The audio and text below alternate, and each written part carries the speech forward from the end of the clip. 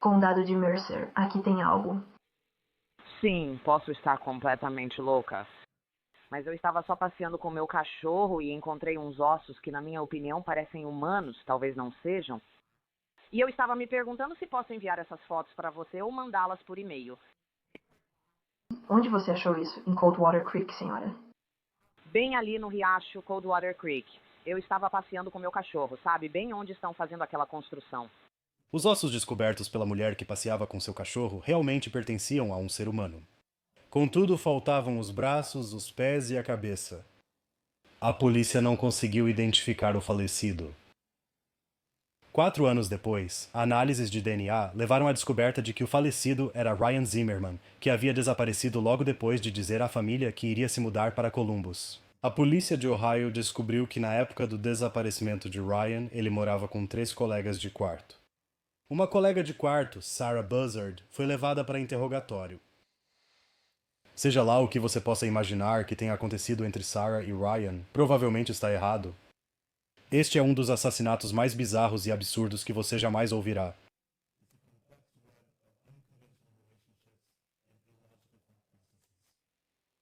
Mas não acredite só na minha palavra. Deixe Sarah contar sua história. Escute, mas escute com desconfiança, pois até hoje ninguém sabe realmente o quanto de sua história é verdadeiro.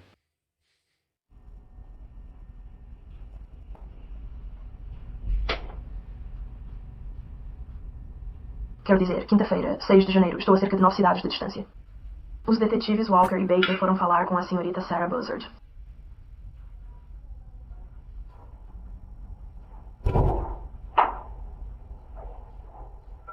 Bom dia, papai. Não queríamos ser indelicados bebendo nosso café na sua frente, então trouxemos um para você também. Muito obrigada. Caso você goste, se não gostar de café, eu não tomo café há tanto tempo. É uma especialidade da Cinnabon. Tudo bem, então, algo bom. Espero que, se não gostar, possamos lhe trazer água, certo? Então você... ótimo, você gosta mesmo. Eu adoro café. Enquanto ela não volta, só quero pegar sua água, por precaução. Você conseguiu descansar um pouco ontem à noite?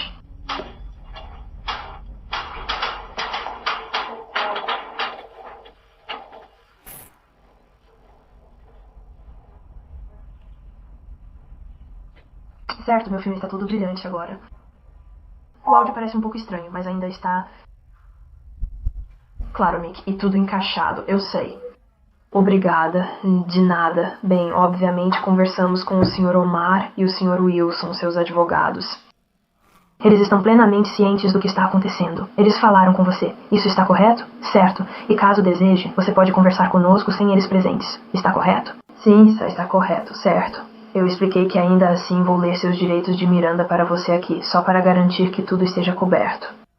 Mas depois podemos apenas registrar tudo aqui para os calouros. É isso que faremos agora. Mal posso acreditar que já é 6 de janeiro. Agradecemos muito por ter nos permitido vir até aqui. Claro. A que horas você acordou esta manhã? Por volta das 8h30. Certo, você sabe ler, escrever e falar inglês, correto? Certo. Ensino médio, graduação, mestrado... Sim, certo. Acho que já cobrimos isso antes, mas gosto sempre de confirmar. E posso ler aqui em voz alta se quiser acompanhar. Se tiver qualquer dúvida, interrompa-me a qualquer momento. Certo. Vou rubricar ao lado de cada item à medida que os revisarmos. Antes de lhe fazer qualquer pergunta, você precisa entender seus direitos. Entende isso? Você tem o direito de permanecer em silêncio. Entende isso? Tudo o que disser poderá ser usado contra você em um tribunal. Entende isso? Sim. Você tem o direito de falar com um advogado para obter orientação antes de respondermos qualquer pergunta ou de tê-lo presente durante o interrogatório. Entende isso? Se não puder pagar um advogado, o tribunal poderá nomear um para você antes de qualquer interrogatório, se desejar. Entende isso? Se decidir responder perguntas agora sem um advogado presente, ainda assim terá o direito de parar de responder a qualquer momento. Você também tem o direito de parar de responder a qualquer momento até falar com um advogado. Entende isso? Vou ler agora a parte sobre a renúncia. Diz aqui: li a declaração dos meus direitos acima e entendo quais são meus direitos. Estou disposta a prestar um depoimento e responder perguntas. Não desejo um advogado neste momento. Compreendo e sei o que estou fazendo. Nenhuma promessa ou ameaça foi feita a mim, e nenhuma pressão de qualquer tipo foi exercida contra mim. Isso está claro? Certo.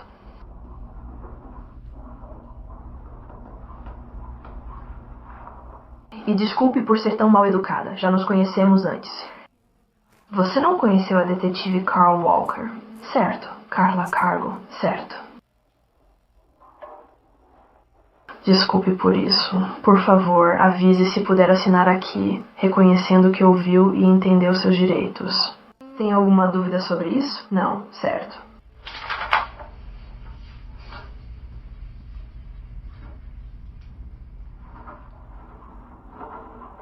E sua data de nascimento? Desculpe, acho que em 2291. Certo. Então, imagino que não saiba qual seria a melhor maneira, na sua opinião, de passarmos por isso. Obviamente não será algo fácil de falar. Então, obviamente, queremos tornar isso o mais simples e confortável possível para você. Mas também, sabe, nas suas próprias palavras, não queremos perguntar pergunta após pergunta após pergunta. Por isso achamos que talvez o mais simples seja pedir que você comece desde o início. Talvez desde quando Jen se mudou, esse tipo de coisa, e então apenas nos conte como as coisas se desenrolaram. Isso é justo? Sim, certo. Então conheci Jen pela primeira vez por volta de... acho que final de junho de 2014, em um site de encontros. E Corey, meu marido na época, não iria se envolver. Ele sabia disso, mas disse que não tentaria se intrometer num relacionamento. Então ela e eu íamos ao cinema no meu apartamento até por volta do terceiro encontro, quando nos tornamos sexualmente íntimas. Por volta dessa época, soube por ela que era transgênero. Ela estava em terapia hormonal havia 6 ou 7 anos, mas ainda não havia feito a cirurgia. E quando Corey descobriu, ele realmente tentou se intrometer no relacionamento por causa de uma filosofia pessoal dele, que um relacionamento perfeito envolvia um homem, uma mulher e uma pessoa transgênero. Não sei de onde ele tirou essa ideia. Eu nunca compartilhei isso. Antes de eu e Jen nos conhecermos pessoalmente, eu havia dito a ela que ele não se envolveria. Portanto, o fato de ele agora estar tentando se envolver não ajudou nenhum de nós dois. Então mantivemos nosso relacionamento e Corey estava tentando se aproximar de outras mulheres sem sucesso. Eu nunca soube de suas conversas porque não queria saber e ele nunca me contou espontaneamente. Então, por volta de fevereiro de 2015, Jen voltou à sua cidade natal em Massachusetts para resolver algum tipo de papelada, mudança de nome ou algo assim. Ela não entrou em muitos detalhes. E então, durante a ausência dela, foi quando Corey começou a conversar com Ryan online. Só fiquei sabendo das conversas deles por volta do início de abril, quando ele me disse que queria que Ryan se mudasse para cá, para que pudesse colocar em prática aquela filosofia. E discutimos constantemente durante todo o mês, porque eu sempre senti que ele precisava dessa outra pessoa para compensar traços que eu supostamente não tinha, e isso doía muito, muito mesmo. E ele esperava que eu não me apaixonasse, mas sim ficasse encantada por Ryan assim que o conhecesse. E então tudo seria perfeito. Claro. Então, discutimos porque ele estava inflexível quanto a isso. Eu não queria que acontecesse. Ele não gostou de nenhuma das soluções de compromisso que tentei propor. Então, por fim, propus um compromisso que ainda assim eu não gostava. Mas era o melhor que eu podia fazer, que era Ryan poderia ficar em nosso quarto de hóspedes com a condição de pagar aluguel e comprar seus próprios mantimentos. E ao final do terceiro, ou seja, ao final de um período de 3 meses, ele teria que ter um emprego e seu próprio apartamento. Porque eu disse a Corey que se o relacionamento que ele estava cultivando com Ryan estivesse indo bem, Ryan ainda poderia continuar por perto para vê-lo. Mas eu não queria que ele ficasse na casa o tempo todo. Bem, isso soa justo. Sim, e ele concordou. Então, conversei com o Ryan online uma vez e não gostei dele. Ele era extremamente submisso a ponto de eu achar isso extremamente irritante. Tipo, eu perguntei, sabe, quais são seus hobbies?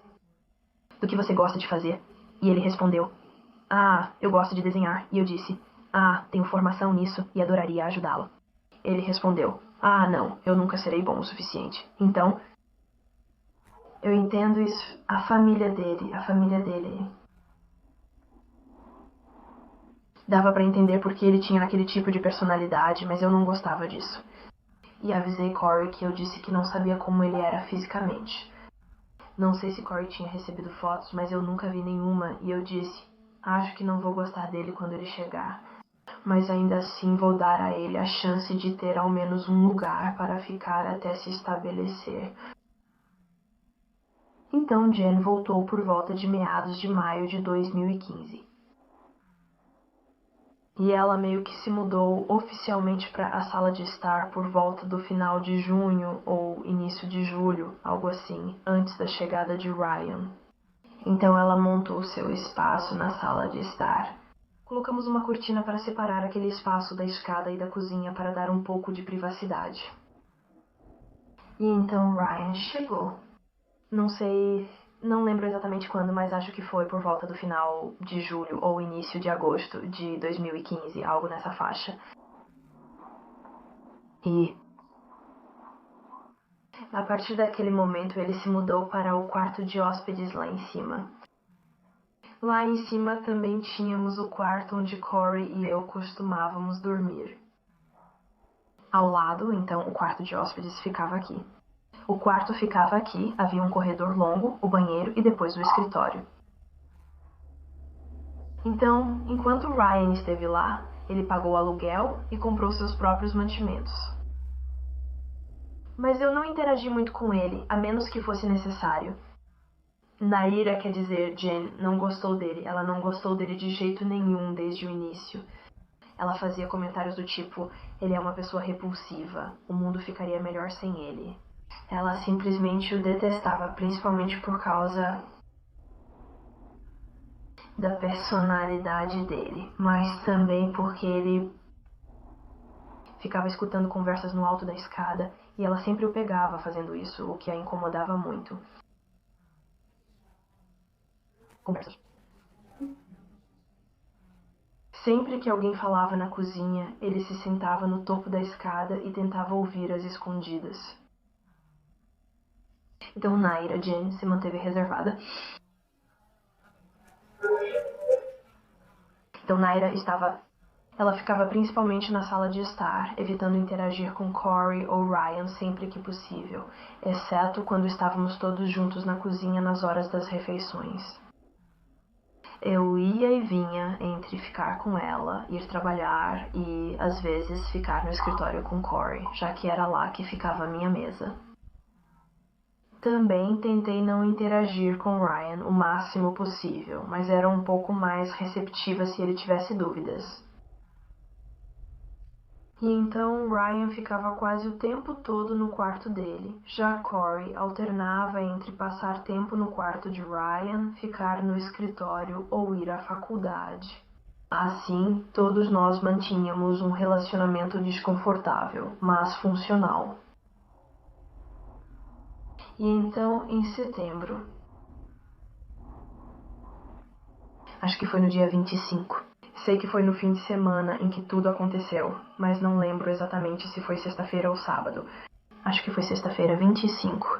Corey me disse que iria encontrar uma mulher na rodoviária Greyhound e que eles tinham reservado um quarto de hotel no centro de Columbus e que ficariam lá o fim de semana inteiro.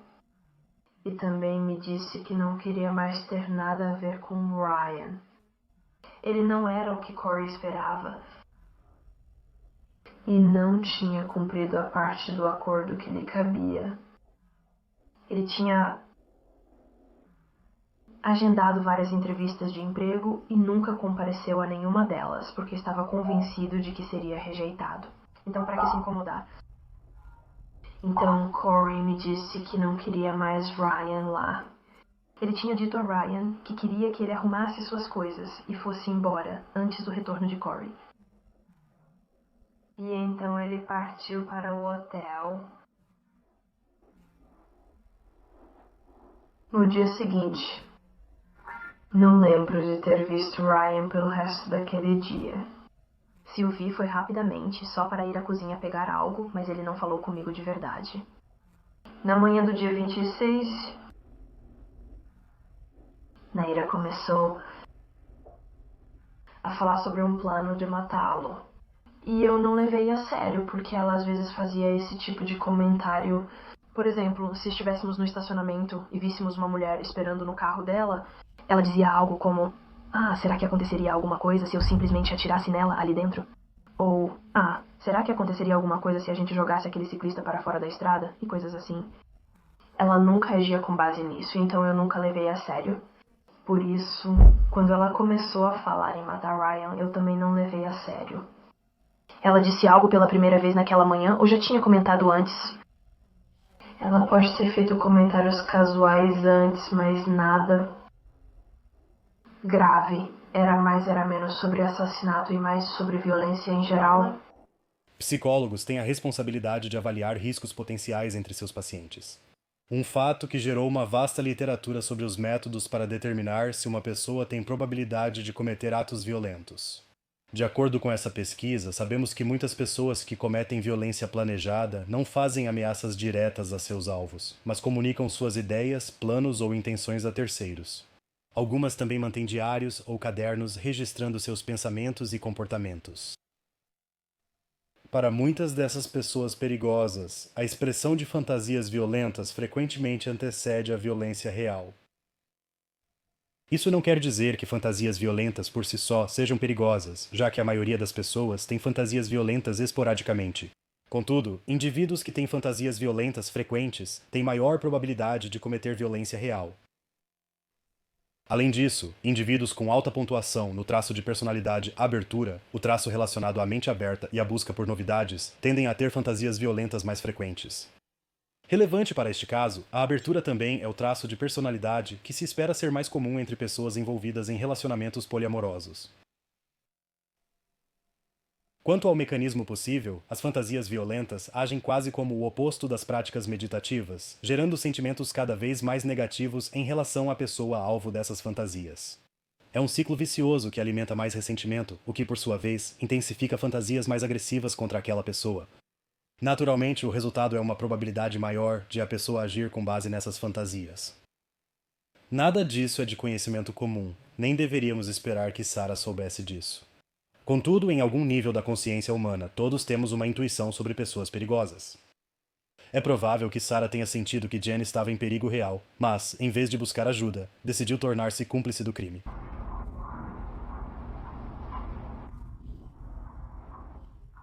Não lembro. Mas se ela disse algo, foram comentários breves e passageiros. E fim de história. Quando subi as escadas em algum momento do dia para pegar algo no escritório, Ryan tinha deixado um bilhete apoiado no corrimão da escada pedindo para conversar comigo. E eu realmente não queria falar com ele porque só queria que ele fosse embora.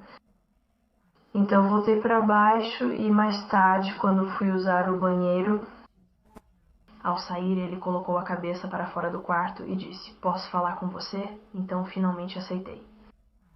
Sentei no chão e ouvi enquanto ele chorava e me implorava por uma segunda chance.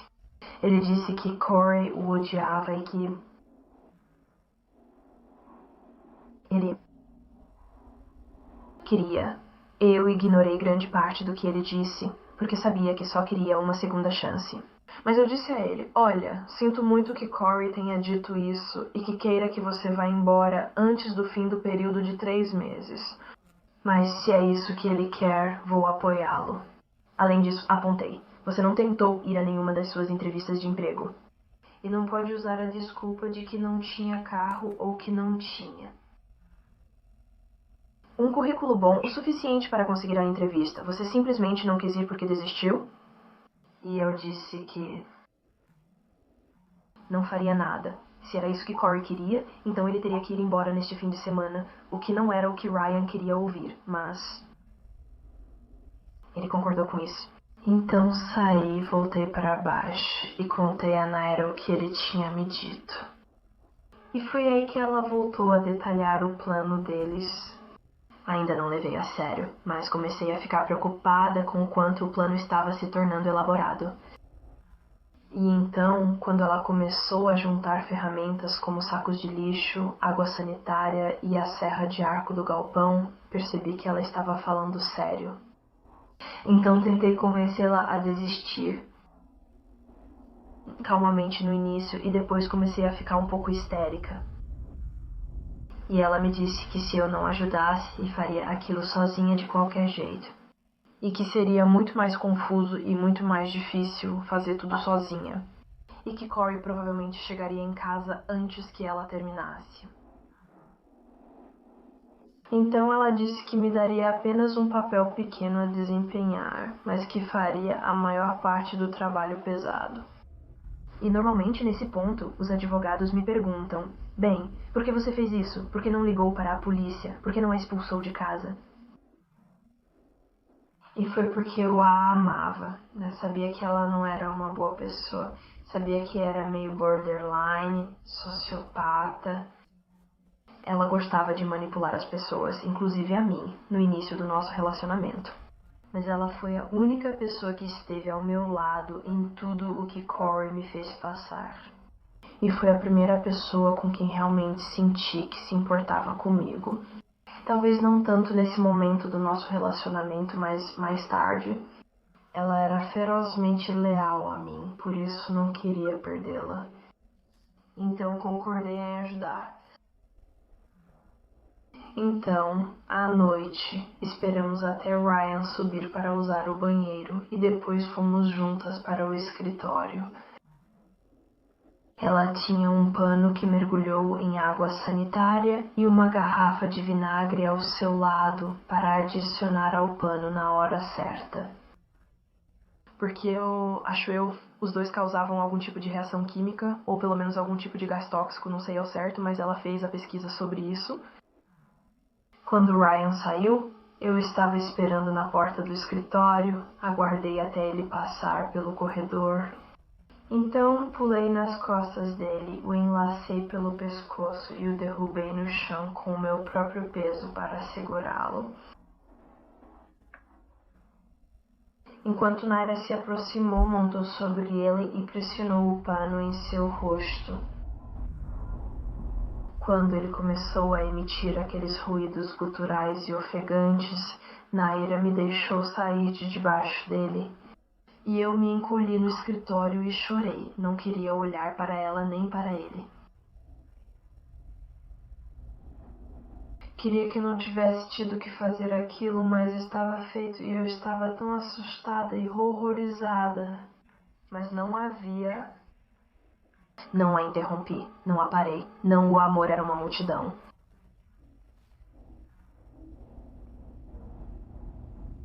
Então eu fiquei no escritório. Não sabia que ela tinha colocado fita adesiva sobre o rosto dele, até os promotores, ou você, ou eu não lembro. Alguém me contou que ao examinar a cabeça havia fita adesiva nela. Então não vi ela fazer aquilo.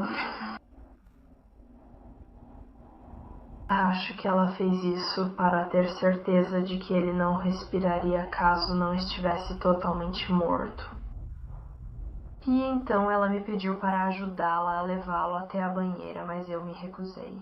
Disse que não queria ver o rosto dele, não conseguia me obrigar a olhar para ele.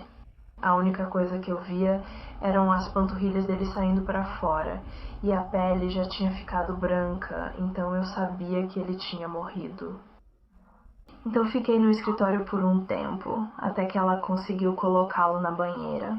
Ela colocou um saco de lixo sobre a cabeça dele, cortou e depois o colocou no congelador para lidar com isso mais tarde. E começou a usar a serra de arco para cortar as mãos e os pés nas juntas.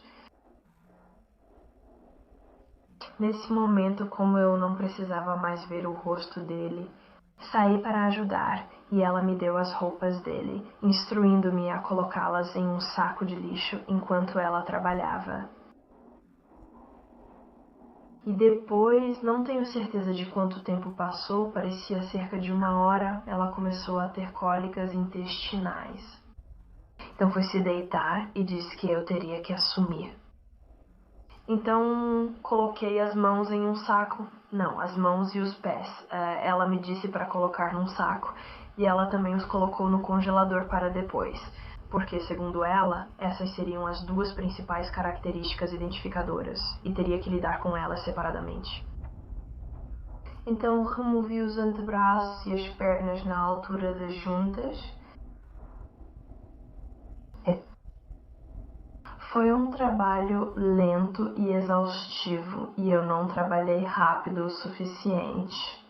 A ideia original dela era cortar tudo em pedaços pequenos e manejáveis o máximo possível e depois descartá-los dessa forma.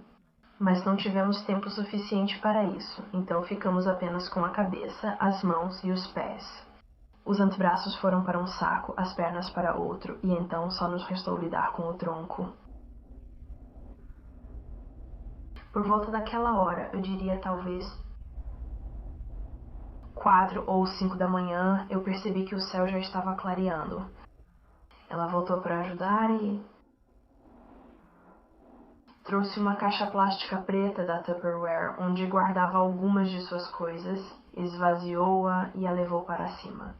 E nós colocamos o tronco nela, todas as partes, né? Além dos sacos com as ferramentas, panos, luvas e coisas assim, e jogamos tudo lá dentro também. Esperei enquanto ela limpava o banheiro. Rapidamente. Disse que faria um trabalho mais minucioso depois. E então levamos a caixa e a colocamos no porta-malas do carro de Ryan. Em algum momento, na tarde do dia 26, ela aparentemente conversou com um amigo online que organizou a compra de passagens de ônibus Greyhound para nós. Eu não sabia quem era ele. E não vi ela fazer isso porque ela queria manter tudo no modo somente se necessário saber. Então, assim que colocamos a caixa no carro de Ryan, foi aí que ela me contou. Nosso plano era dirigir até Illinois, abandonar o carro em algum lugar deserto e usar aquelas passagens para voltar a Columbus. A rota mais rápida de ônibus Greyhound de Illinois para Columbus sai de Champaign e leva 13 horas e meia. A rota mais rápida de Columbus até Illinois leva 4 horas. Some a isso o tempo necessário para esconder as partes do corpo da vítima em várias lixeiras espalhadas por Illinois. E você terá mais de um dia inteiro de esforço para encobrir esse assassinato. Na verdade, Sarah e Jen passaram mais de 3 dias no total nesse empreendimento. Alguns podem se impressionar com o esforço delas, mas talvez mais impressionante ainda seja o fato de que tudo isso poderia ter sido evitado simplesmente permitindo que Ryan se mudasse da casa. Não esqueçamos que o assassinato ocorreu no mesmo dia em que Ryan deveria ser expulso de casa. Uma pessoa lógica que quisesse remover Ryan da residência teria feito 0 esforço, deixaria as coisas seguirem seu curso, Ryan se mudaria e a vida seguiria normalmente. O fato de esse assassinato ter acontecido exatamente quando aconteceu sugere que Jen provavelmente não tinha como objetivo remover Ryan da casa, mas via, ao contrário, o dia da mudança como sua última chance de realizar sua fantasia de assassinato.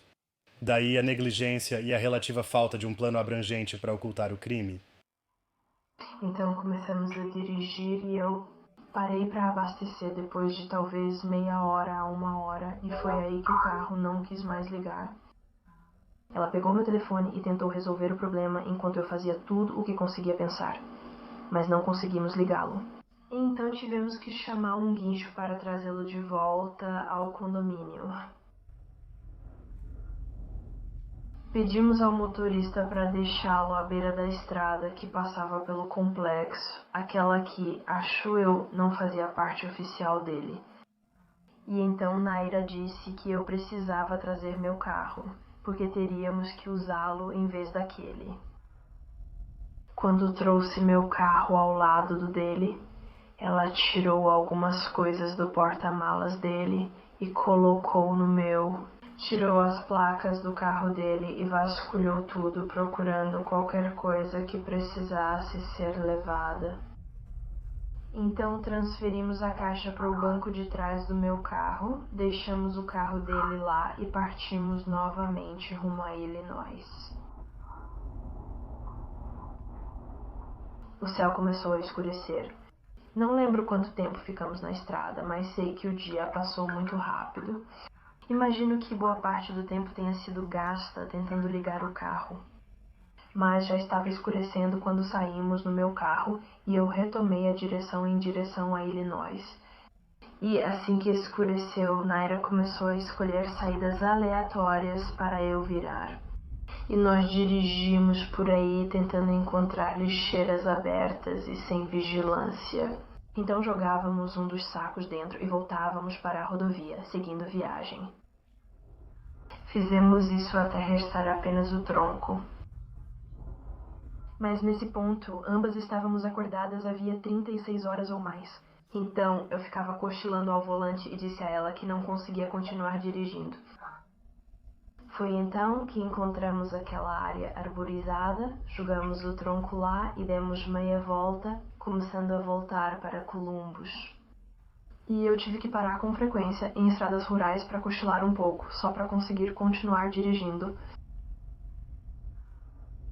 E acho que já era mais ou menos 1 ou 2 da manhã quando voltamos. E Corey estava nos esperando na cozinha. Ele não desconfiou de nada, mas ficou bravo porque eu tinha desligado meu telefone. Ele tinha tentado me mandar mensagens para saber onde eu estava. Então ele estava furioso por não saber onde estávamos.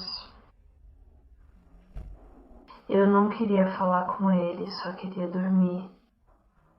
Então Naira e eu voltamos para a sala de estar e adormecemos. Não lembro o que ela fez com a caixa, sei que ela a esvaziou. Não consigo lembrar se ela simplesmente jogou na lixeira do prédio ou o que fez com ela, mas de algum jeito ela desapareceu. E então ela cuidou das mãos e dos pés enquanto eu estava no trabalho e Corey na faculdade. Ela fez algo para facilitar a separação dos pedaços e os guardou em um saco. E a cabeça? Ela pegou uma panela de sopa e preparou uma espécie de mistura com soda cáustica e colocou a cabeça nela. Em parte porque era meio que um troféu para ela, mas também porque ainda não sabia a melhor maneira de se livrar dela. Então ela colocou a cabeça na panela, colocou a panela em um saco ou em vários sacos. Colocou também os pedaços das mãos e dos pés no saco e continuou embalando tudo.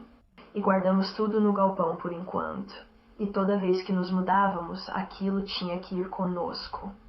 Então era um peso que eu tinha que arrastar comigo aonde quer que eu fosse. Corey nunca desconfiou de nada. Eu disse a ele que Ryan tinha feito as malas e ido embora, e ele nem pensou mais nisso. Ele começou a namorar outra mulher até se mudar para morar com ela em algum momento de novembro. E Naira e eu desocupamos o apartamento em dezembro ou janeiro, algo assim. Foi um trabalho lento e levamos tudo de volta para a casa da minha mãe. E então, no início de janeiro, Corey e eu nos divorciamos por consentimento mútuo, e Naira e eu nos casamos no final de janeiro. E durante muito tempo ficávamos verificando constantemente as notícias. Foi assim que soubemos que o tronco tinha sido descoberto. Mas, com o passar do tempo e sem novas notícias, começamos a planejar um futuro juntas. E ela tinha... Fizemos um pacto de suicídio caso algo desse errado ou fôssemos descobertas. Ela atiraria em mim primeiro e depois se mataria, porque disse que preferia morrer a passar a vida na prisão. Especialmente porque, naquela época, ela ainda era legalmente do sexo masculino, então disse que provavelmente teria que ir para uma prisão masculina, e isso por si só já era uma sentença de morte, porque ela era muito feminina.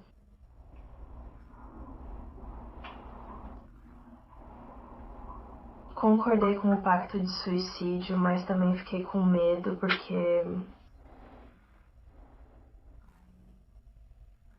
tenho pavor da morte. Não queria que as coisas acabassem assim, claro. Mas à medida que o tempo passava e nada novo acontecia, comecei a me sentir melhor. Talvez pudéssemos viver uma vida juntas. E então veio a prisão, e quando me despedi dela, dava para ver em seu rosto que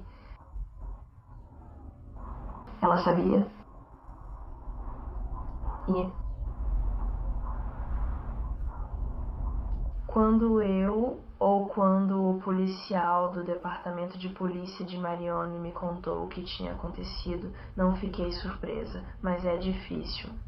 Claro, precisamos gravar a realidade. Certo, obrigada, certo. E é mais ou menos isso. Então, se não se importar, tenho algumas perguntas, certo? Voltando um pouco ao ponto em que você disse que ela trazia o assunto à tona e falava sobre isso, meio que detalhando o plano dela, que ela explicou. Ela estava tentando descobrir a melhor maneira de matá-lo sem chamar a atenção de ninguém. Ela não queria atirar nele, porque seria barulhento, seria confuso e chamaria a atenção. Então a única outra ideia que ela conseguiu pensar, que seria silenciosa, era estrangulamento. E ela queria que eu segurasse Ryan para que ele não fugisse, nem chutasse ela, nem fizesse nada. Enquanto ela colocava o pano no rosto dele. Ela não compartilhou a parte seguinte quando precisávamos nos livrar das coisas também. Porque, novamente, ela queria manter tudo no modo somente se necessário saber, ou talvez ainda não tivesse pensado nisso. Então ela me disse que meu papel era apenas derrubá-lo e que ela cuidaria do resto. Você acha que quando o derrubou, ele naquele momento com seus braços ao redor dele, você acha que ele já estava morto? E então ela disse que você podia ir? Não sei. Não tenho experiência com o que o corpo ou o que um corpo faz enquanto luta. Então não sei. Sei que ele ainda estava fazendo barulhos quando saí. Mas naquele momento não sabia se era ele fazendo aquilo voluntariamente ou se eram apenas reações involuntárias. E depois que entrei no escritório, cobri meu rosto. Claro, eu não queria olhar, então pra mim qualquer coisa além disso era só barulho. Supondo que possamos acreditar na versão de Sarah de que Jen foi a principal responsável por esse assassinato, você pode estar se perguntando neste momento por que estamos assistindo ao interrogatório de Sarah e não de Jen. A resposta é bem simples. Jen está morta. Pouco depois que a polícia prendeu Sarah, foi prender Jen, que se suicidou com um tiro na cabeça ao ver os policiais do lado de fora. Isso complica muito o caso, pois agora Sarah pode simplesmente jogar toda a culpa em Jen. É possível que Sarah esteja dizendo a verdade e que Jen tenha sido a mentora do assassinato. Mas também é possível que Sarah, que tinha mais motivos para se livrar permanentemente do amante do marido, tenha sido a verdadeira arquiteta da morte de Ryan. Com as outras duas partes envolvidas estando mortas, nunca saberemos até que ponto Sarah está sendo honesta. A polícia só pode ouvir a versão de Sarah e compará-la com as provas que possui.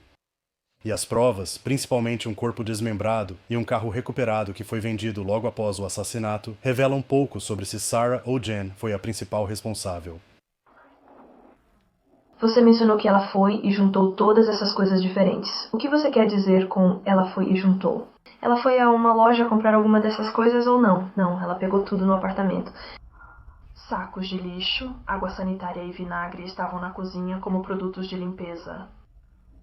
Não lembro de onde veio a serra de arco, não sei se alguém a deixou lá ou se era do Corey. Era algo que eu via, mas nunca tinha prestado muita atenção. Mas ela sabia que estava lá no galpão, aquela espécie de armário externo. Sim, certo. Pode descrever isso para mim? Era o desenhar.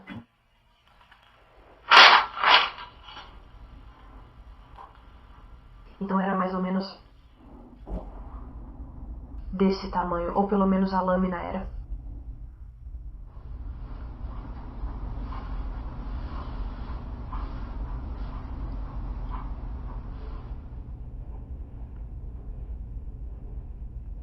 Então era mais ou menos assim. Isso aqui era a estrutura, certo? Aqui era o cabo e a lâmina ficava bem aqui, certo? A panela que você mencionou, aquela que ela usou, ela comprou em algum lugar? Vocês já tinham usado antes para cozinhar? De onde veio? Acho que ela já a tinha consigo. Sei que não era algo que eu jamais tinha usado.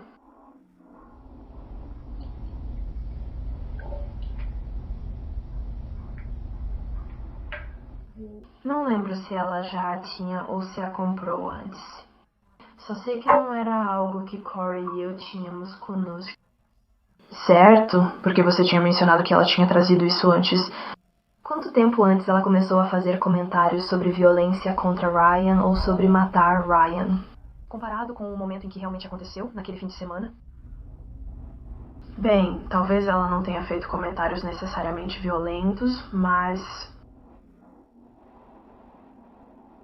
ponto comentários de nojo, de repulsa. Ela fazia isso desde sempre. Basicamente, desde que ele chegou, ela mais comumente dizia coisas como ele é um ser humano repulsivo ou o mundo ficaria melhor sem ele. Mas ela não chegou a dizer coisas como será que aconteceria alguma coisa se eu o matasse até aquele dia, o dia em que aconteceu. Você mencionou a mistura de água sanitária e vinagre no pano, certo? E depois mencionou algo diferente que foi colocado na panela. Soda cáustica, uma espécie de mistura com soda cáustica, certo? E isso era algo que vocês tinham em casa? Ou ela saiu para comprar? Ela comprou? A cabeça no congelador não chamou atenção porque ela colocou legumes e outras coisas na frente, então não parecia nada de anormal. Ela me pediu para levá-la até a loja Lowe's para comprar a soda cáustica e depois trouxemos de volta. Você também mencionou que ela fez pesquisas. O que você quer dizer com isso? Pesquisas sobre a reação química? Não tenho certeza do que mais. Eu não estava prestando atenção ou nem estava presente quando ela fez essas pesquisas. Ela tinha um computador próprio, certo? Algo assim, tipo o da Eleanor. Porque, como mencionamos antes, havia buscas diferentes no seu histórico do Google. Seria você quem pesquisou coisas como jugular? Esse tipo de coisa para ter certeza de que fariam certo de primeira? Eu não pesquisei isso. Pode ter sido algo que ela pesquisou. Eu deixava ela usar meu telefone se precisasse de algo com urgência. Então, não lembro de ter feito eu mesma essa pesquisa. Porque não consigo pensar em nenhuma informação que eu teria obtido com isso. Então isso seria algo que ela pode ter feito. Desculpe, sobre o carro. O problema com o carro. Eu sei que ela fez pesquisas na internet sobre isso. Certo. Nos dias que antecederam isso, você mencionou que Corey disse que queria Ryan fora de casa, basicamente. Como você disse, Maria Naira, desculpe. Ela participava dessas conversas quando ele explicava isso a você. Ela sabia que você queria Ryan fora do caminho. Normalmente, ele não dizia isso quando ela estava por perto, mas eu repassava a informação a ela, só para que todos estivessem alinhados. Claro, certo. O que? Corey chegou a te contar quais eram os problemas dele com Ryan. Por que terminou tão abruptamente? Parte disso foi porque ele descobriu que Ryan tinha... Acho que era herpes genital. Acho que era algum tipo de herpes, porque... Não sei exatamente o que aconteceu entre os dois, então não sei como ele descobriu, ou se Ryan contou a ele ou algo assim. Mas... isso foi a gota d'água para ele, porque... Ryan não era o que ele esperava ou queria. Porque Ryan não conseguia iniciar nenhum tipo de terapia hormonal, nem consultar um psiquiatra sobre isso.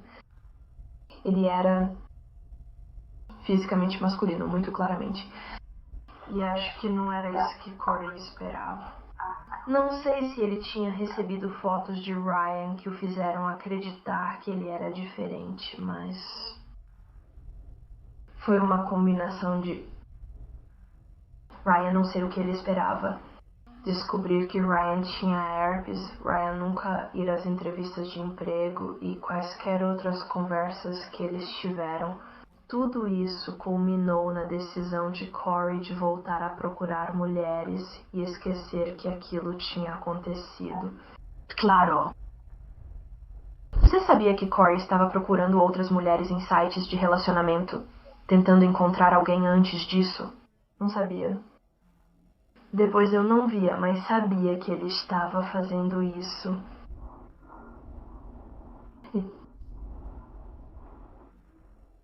Ele... mesmo antes de começar a tentar colocar em prática aquela filosofia de 3 pessoas, ele já procurava mulheres para tentar formar um trio. E ele entrava em contato com minhas amigas enquanto eu estava na faculdade, perguntando se elas topavam fingir que eu também concordava com a ideia, embora eu nunca soubesse disso. Então perdi muitas amigas, as pessoas pararam de sair comigo. Colegas de quarto me ligavam furiosas e eu tinha que explicar que era a primeira vez que eu ouvia aquilo. Então era algo que ele sempre fazia. Mas depois de Ryan foi mais aberto. Acho que eu não vi as mensagens. Ele não me contava explicitamente sobre isso, mas eu não ficava surpresa se ele dissesse, sabe, vou encontrar essa garota em algum lugar, ou algo assim.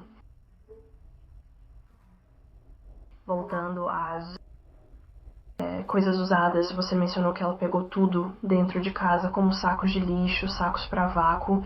Lembra disso? Acho que pegamos esses depois que nos mudamos para nosso primeiro apartamento na Pensilvânia,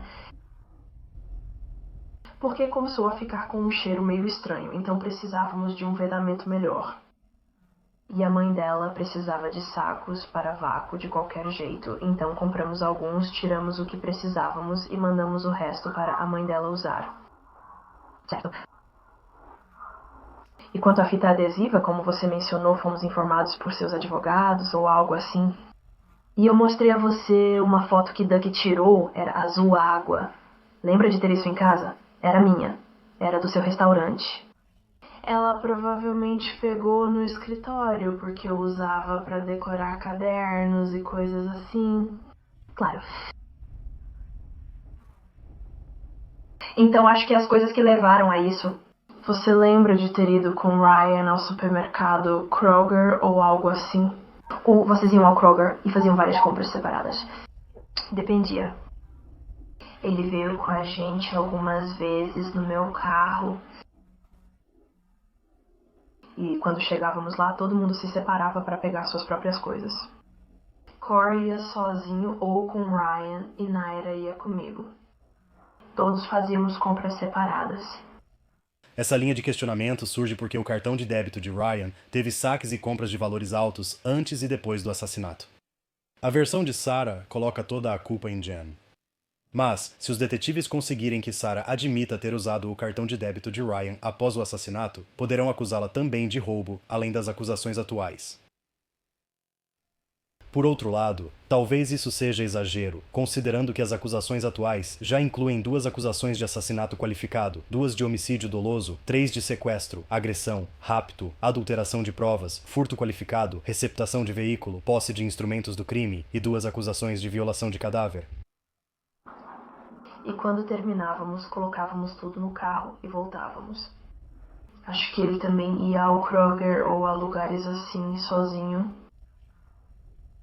Mas se todo mundo precisasse ir ao mercado mesmo, então íamos todos juntos. Lembra de alguma compra maior? Tipo, houve várias transações no dia anterior no Kroger de cerca de $100 cada uma. Era para o aluguel. Estou tentando lembrar quanto eu cobrava. Acho que era $200, porque acho que nosso aluguel era $600 ou algo assim. Então ele pagava 1/3 disso. Eu pagava 1/3 para Naira e para mim, porque ela não tinha emprego, e Corey pagava o outro terço. Então sim, lembro de pedir a Ryan que sacasse aquele dinheiro para o aluguel. E como há um limite para o valor de saque em compras com cashback, ele tinha que fazer isso várias vezes. Certo. Isso faz mais sentido. Agradeço. Você lembra, digamos, o que aconteceu com o cartão de débito dele depois disso? Ele e Naira ficaram com eles? Não sei o que ela fez com eles. Acho que ela também pegou algo como um pendrive ou um disco rígido, mas guardou tudo isso para si. Não sei exatamente o que ela levou.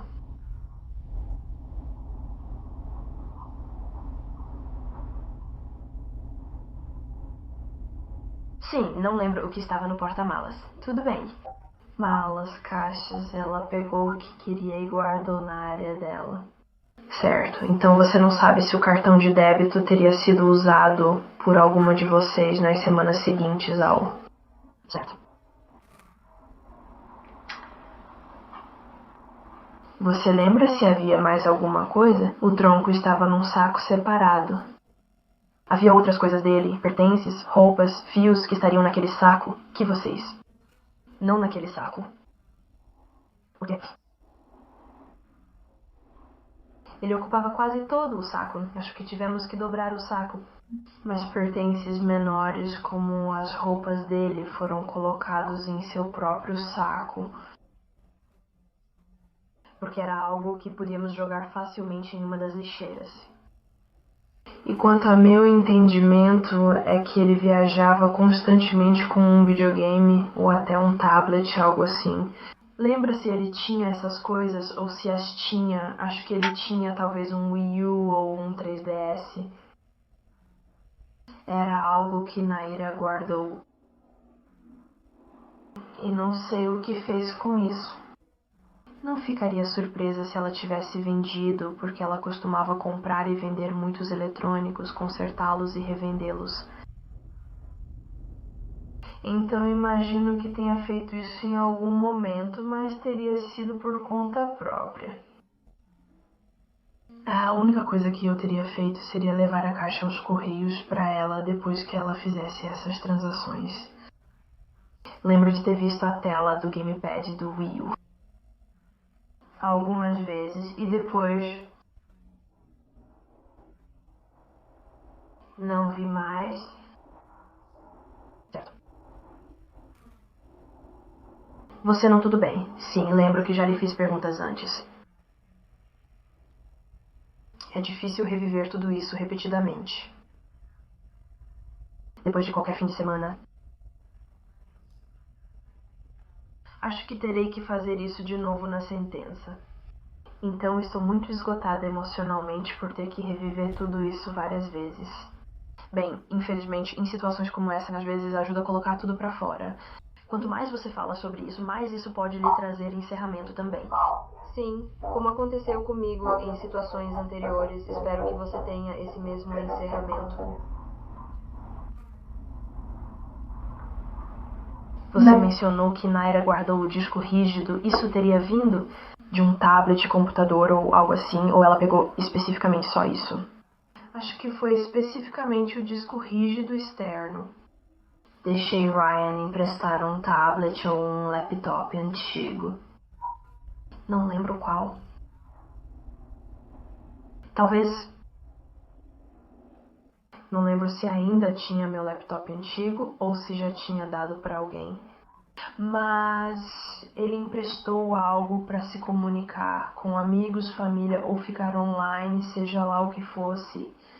Certo, lembra de ter pesquisado como limpar ou formatar um tablet Aces? Isso seria algo que Naira já saberia fazer, certo? Lembra de alguma vez ter acessado contas de Ryan, tipo naquele período, e conversado com algum amigo dele? Acho que seria Steam ou o Google chats de pagamento. Eu não fiz isso. Novamente, não ficaria surpresa se fosse algo que Naira pudesse ter feito. Ela era muito, muito habilidosa com tecnologia. Então, se ela fez isso, eu não estava lá para ver, talvez tenha feito enquanto eu estava no trabalho ou algo assim. Mas não me surpreende ouvir que algo assim possa ter acontecido. Lembra se algum amigo de Ryan entrou em contato perguntando? Nunca perguntei a ele, quer dizer, depois que ele morreu, não, certo. E falando em trabalho, você estaria trabalhando nesse fim de semana e voltou para casa mais cedo por volta do almoço ou algo assim? Acho que não. Eu não teria voltado para casa no intervalo porque era só meia hora. E leva, acho, uns 20 minutos da Barnes Noble até meu apartamento. O único dia em que acho que poderia ter trabalhado foi no dia 25, mas... eu sei com certeza que não trabalhei no sábado e no domingo, porque fiquei ajudando ela o tempo todo. E não sei se me afastei do trabalho, acho que não. Se o fiz, teria sido naquele domingo, quando voltamos de madrugada, ou no dia seguinte. Mas não lembro exatamente. Mas sei que pelo menos no dia 26 e na madrugada do 27 eu não estava escalada para trabalhar. Certo. Então, só para eu entender. No dia 25 foi quando Corey teria ido encontrar as mulheres. Acredito que sim. Ele dirigiu até lá sozinho? Alguém o levou? Não. Não lembro se dei carona a ele ou se ele foi de ônibus. Porque sei que em uma ocasião dei carona a ele. E outra vez ele foi sozinho, certo? E eu confundo essas situações, claro, tudo bem. Mas ele chegou lá de algum jeito, certo? Então ele foi no dia 25 e depois no sábado 26. Quando foi, digamos que o plano começou a ser colocado em prática? Quando acordamos, talvez fosse umas 10h30, 11 horas, em algum momento da tarde, manhã ou começo da tarde. Eu acho que estávamos só relaxando na cama. E foi aí que ela começou a pensar em voz alta sobre essas coisas e eu estava meio sonolenta, então parecia mais um devaneio dela para mim. Só depois que terminei de falar com Ryan é que a fixação dela pelo plano começou a me preocupar, porque antes era só informação bem básica. Tipo, a gente mata ele, leva embora e joga em algum lugar e pronto. Mas quando ela começou a entrar nos detalhes, tipo, a gente precisa remover isso primeiro e aquilo e depois teremos que fazer isto. Foi aí que começou a aparecer menos com os comentários de antes e mais com algo novo que eu nunca tinha vivenciado. Apesar dos sinais de alerta, Sarah não fez nada. Ou talvez tenha participado do planejamento. No fim das contas, a morte de Jen significa que nunca saberemos com certeza. O que é certo, no entanto, é que este interrogatório continua por mais 2 horas. Se quiser ouvir mais deste interrogatório, avise nos comentários abaixo. Caso contrário, passarei para outros assuntos. Tenho muitos outros assuntos. Por fim, o conteúdo de True Crime tem sofrido muitas restrições recentemente no YouTube. Por isso, por favor, mostre ao YouTube que este tipo de conteúdo é bem-vindo na plataforma curtindo e compartilhando este vídeo.